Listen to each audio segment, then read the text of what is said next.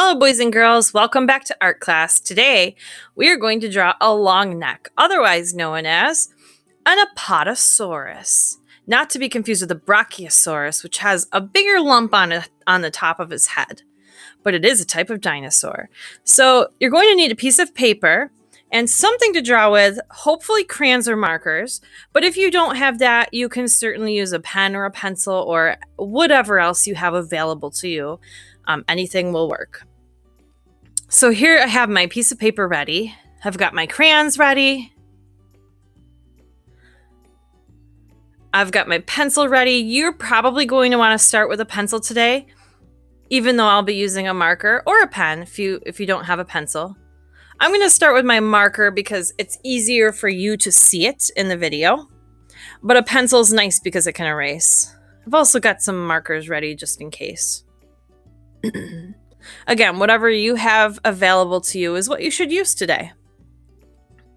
All right, I'm going to start with the top of my Apatosaurus, his back. I'm going to draw a large hump, and it's going to curve downward into the tail. If I go too fast, remember you can pause the video or replay it again. I'm going to come up. He's got a longer neck and an oval-shaped head. I'm going to bring his neck down into the bottom, and then I'm going to add his first front leg. I'm going to go back and add his second back leg. And then I'm going to work on his belly. I'm going to draw a curved line for his belly, hop right over his leg to connect it. Remember, don't draw the line right through his leg because you want it to look like his leg is in front. I'm going to add an eye and then a mouth as well. It really makes him come to life. He looks like a happy dinosaur. I even added a little dot there for the nose. I'm going to add a design on him. I'm going to give him some stripes. Now, if you want your Apatosaurus dinosaur to look a little different, you can decorate him however you want. If you want him to have polka dots or different kinds of stripes or just be plain, that's up to you. Now, I want to make sure I have a ground and a sky. So I'm going to draw a line. Remember to stop it when you get to the dinosaur and hop right over him. And it has to be above his legs so that it looks like he's standing on the ground. This line is the horizon line. It separates the ground from the sky. I'm adding a bush now. We're going to add some details. I've got some things in mind, but if you have something else that you want to add to your picture, like a tree or something different, you can. I just drew a flower. I'm going to go up to the sky for a minute and add a sun here in the corner. Curved line with some straight lines coming out of it. Like to go short, long, short, long. Now I'm going to add some clouds. Just curved lines around in a circle. Draw a couple little birds.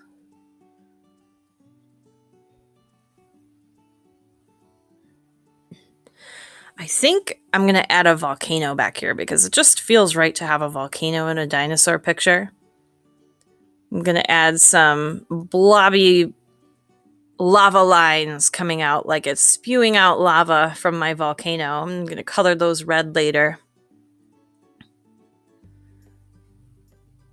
In my Stegosaurus picture, I drew some mountains and a couple of different bushes and things. So if you want to look at that to get some ideas, you can also do that.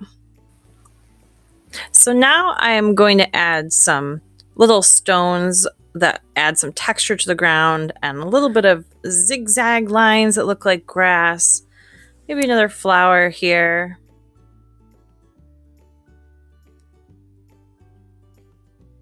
Another little bush where the flower's coming out of. A bush over here to balance it out a little bit. Something just to give my picture some extra added interest. I really like adding the texture to the ground. And now it is time to color. So if you have crayons, markers, paint, whatever it is, something colorful, now is the time to get it out and you can choose your own colors. Try to fill in all of those white spots. Choosing some different colors for my dinosaur. The orange and the purple, I really like those two colors together. They really pop. Trying to fill in all my white spots as neatly as I can. The sky is a little bit tricky because you have to go around all these little areas of the dinosaur and the volcano and the sun. Color right over my birds. If you used a marker, it should pop right out if you color right over the birds. For my brown, I'm turning the crayon on its side so that it can go a little faster.